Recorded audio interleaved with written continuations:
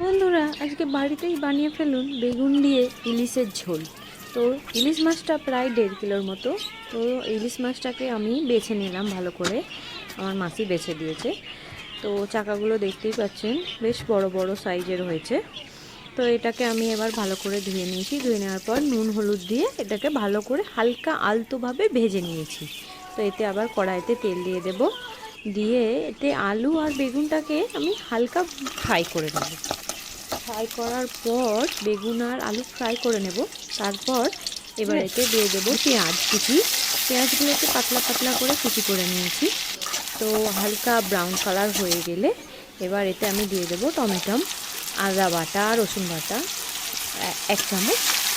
এটাকে ভালো করে আমি নাড়াচাড়া করে নেব। তারপর একটু সামান্য জল দিয়ে এবার আস্তে আস্তে মশলাগুলো মিক্স করে দেবো। তো প্রথমে আমি লবণ দিয়ে দিলাম, কাশ্মীরি রেড চিলি 1 চামচ ধনিয়া গুঁড়ো, 1 চামচ জিরে গুঁড়ো, 1 চামচ লঙ্কা গুঁড়ো। তো দিয়ে এটাকে ভালোভাবে আমি মিক্স করে নিলাম। এবার যখন তেল ছেড়ে ছেড়ে আসবে তখন এতে আলু আর বেগুন দিয়ে ভালো করে কষে নেব।